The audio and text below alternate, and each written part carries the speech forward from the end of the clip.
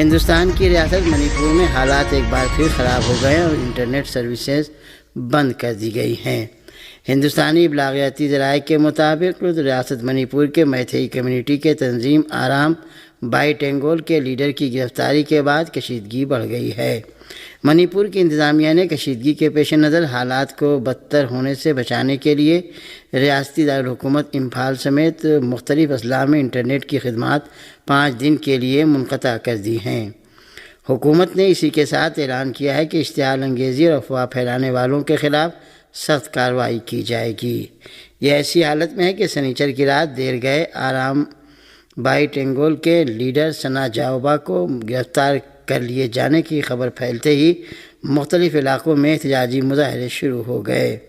رپورٹوں میں بتایا گیا ہے کہ ریاستی دارالحکومت امپھال میں رات بھر مظاہروں کا سلسلہ جاری رہا، جس کے دوران لوگوں نے سڑکوں پر پرانے فرنیچر اور ٹائر جلائے اور بعض جگہوں پر توڑ پھوڑ کی۔ بنگلہ دیش کی سابق وزیر اعظم شیخ حسینہ نے عبوری انتظامیہ کے سربراہ محمد یونس پر سنگین الزام لگائے ہیں۔ میڈیا رپورٹوں کے مطابق شیخ حسینہ نے جو ہندوستان میں پناہ گزین ہیں چیف ایڈوائزر محمد یونس پر ملک کی معیشت تباہ، سماجی عدم استحکام اور ملک کی تاریخ مسخ کرنے کا الزام لگایا ہے۔ سابق وزیر اعظم شیخ حسینہ نے اپنے خلاف بنگلہ دیش کے چیف ایڈوائزر محمد یونس کے الزامات کو غلط قرار دیتے ہوئے دعویٰ کیا کہ ان کی حکومت میں بنگلہ دیش جنوبی ایشیا کی دوسری بڑی معیشت تھا۔ ان کا کہنا تھا کہ محمد یونس نے اقتدار سنبھالنے کے بعد چند ماہ کے اندر بنگلہ دیش کی معیشت تباہ کر دی۔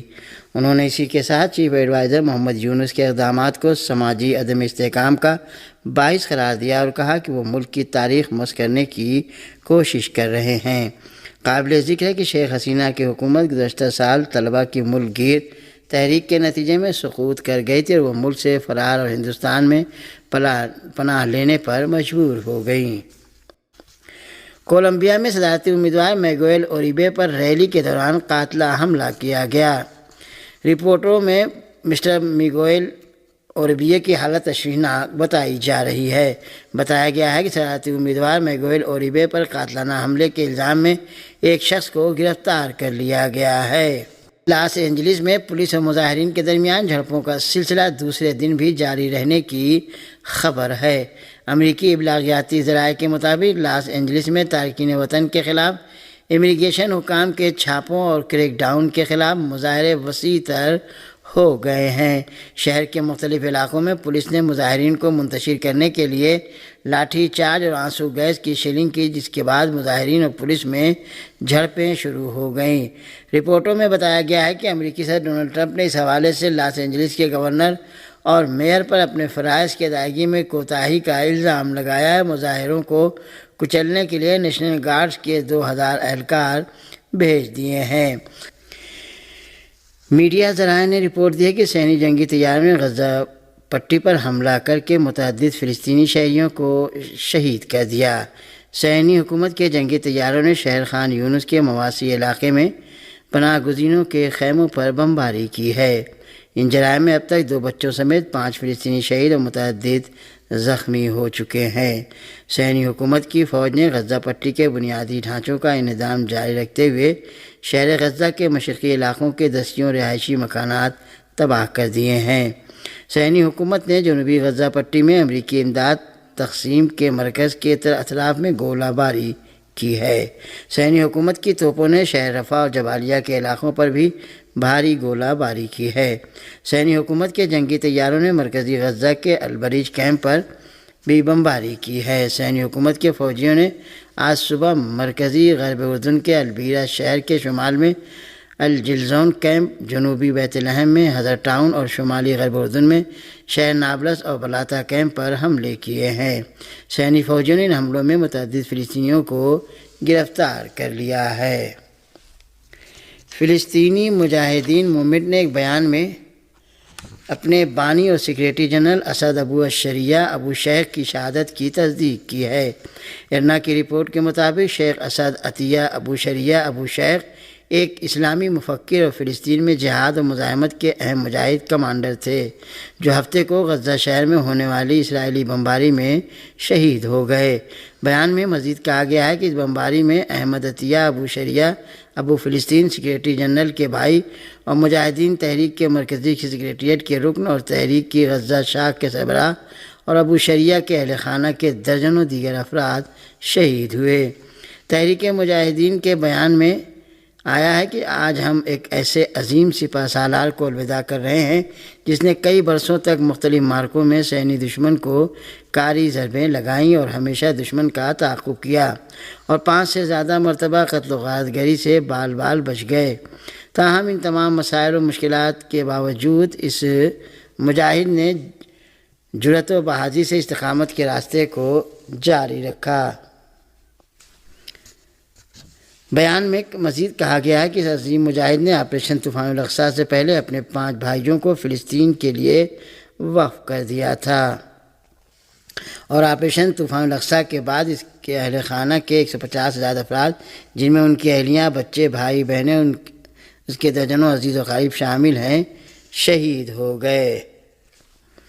بیان میں مزید کہا گیا ہے کہ اس عظیم مجاہد نے قرآنی اور جہادی مجاہدین کی ایک نسل کی پرورش کرتے ہوئے مختلف کارروائیوں میں اپنا کردار ادا کیا اور غزہ کی پٹی، قدس، جنین، طول کرم، بیت لحم، الخلیل، بیر الصبا اور رملہ میں صہیونی حکومت کو کاری ضربیں لگائیں۔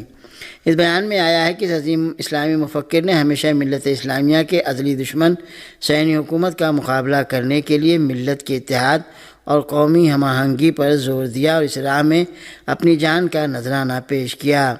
مجاہدین تحریک نے اپنے بیان میں تاکید کی ہے کہ شہید اور دیگر فلسطینی شہداء کا خون جنگجوؤں کے کندھوں پر امانت ہے اور یہ بزدلانہ قتل عام فلسطینی عوام کے عزم و ارادے کو نہیں توڑ سکتے۔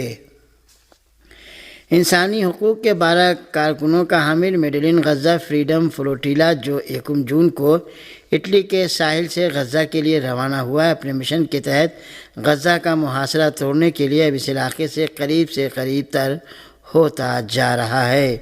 انسانی حقوق کے 12 کارکنوں کا حامل میڈلین غزہ فلوٹیلا انسانی دوستانہ تحریک کے مطابق یہ اقدام عمل میں لا رہا ہے، جبکہ صہیونی حکومت کی مسلسل دھمکیوں کی بنا پر انسانی حقوق کے 12 کارکنوں کا حامل میڈلین غزہ فلوٹیلا شدید خطرے سے بھی دوچار ہے۔ تاہم وہ مسلسل غزہ کی طرف بڑھ رہا ہے تاکہ مظلوم فلسطینی عوام سے یکجہتی کا اظہار کر سکے، جو اس فلوٹیلا سے امیدیں بھی لگائے ہوئے ہیں۔ غزہ کے محاصرے کو شکست دینے سے متعلق قائم بین الاقوامی کمیٹی نے اعلان کیا ہے کہ میڈلین غزہ فریڈم فلوٹیلا 1 جون کو اٹلی کے ساحل سے روانہ ہوا ہے اور اس کا نام میڈلین بھی فلسطینی جوان خاتون ملاح کے نام پر رکھا گیا ہے۔ اس بحری جہاز میں انسان دوستانہ امداد موجود ہے جو بے گناہ مظلوم فلسطینیوں کے لیے لے جا رہا ہے۔ ایمنسٹی انٹرنیشنل نے اعلان کیا ہے کہ غزہ کے محاصرے کو شکست دینے سے متعلق قائم بین الاقوامی کمیٹی نے اعلان کیا ہے کہ میڈلین غزہ فریڈم فلوٹیلا کو غزہ پہنچنے کی اجازت دی جانی چاہیے اور اسے کوئی نقصان نہیں پہنچنا چاہیے۔ انسانی حقوق کی جرمن کارکن یاسمین اکار نے کہا ہے کہ غزہ کے محاصرے کو شکست دینے سے متعلق قائم بین الاقوامی کمیٹی کے اعلان کے مطابق میڈلین غزہ فلوٹیلا غزہ سے ابھی تقریباً 250 میل دور ہے اور یہ بحری جہاز پیر تک غزہ کے سواحل تک پہنچ سکتا ہے۔ یاسمین اکار نے کہا کہ دوسرے اسلحہ بھیجتے ہیں مگر ہم انسان دوستانہ امداد لے کر جا رہے ہیں۔ انسانی حقوق کی تنظیموں نے میڈلین غزہ فلوٹیلا کے خلاف کسی بھی ممکنہ جارحانہ کارروائی کو بین الاقوامی انسانی حقوق کی کھلی خلاف ورزی قرار دیا ہے۔ چنانچہ مقبوضہ فلسطین کی صہیونی حکومت نے اعلان کیا ہے کہ اس جہاز کو غزہ پہنچنے کی اجازت نہیں دی جائے گی اور ضرورت پڑنے پر اس کے خلاف طاقت کا استعمال کیا جائے گا۔ اقوام متحدہ کے فوڈ پروگرام نے غزہ میں لوگوں کو بھوک مری سے بچانے کے لیے فوری جنگ بندی کی ضرورت پر زور دیا ہے۔ اقوام متحدہ کے فوڈ پروگرام نے ایک بیان میں غزہ کے المناک صورتحال کی طرف اشارہ کرتے ہوئے تاکید کی ہے کہ انسان دوستانہ امداد کو محفوظ طریقے سے غزہ پہنچانے کے لیے اس علاقے میں جنگ کا سلسلہ بند کیے جانے کی ضرورت ہے۔ اقوام متحدہ کے فوڈ پروگرام نے اعلان کیا ہے کہ گزرگاہوں کو بند رکھنے سے بھوک مری بڑھنے کے ساتھ ساتھ مظلوم فلسطینی عام شہریوں میں مایوسی پیدا ہوئی ہے۔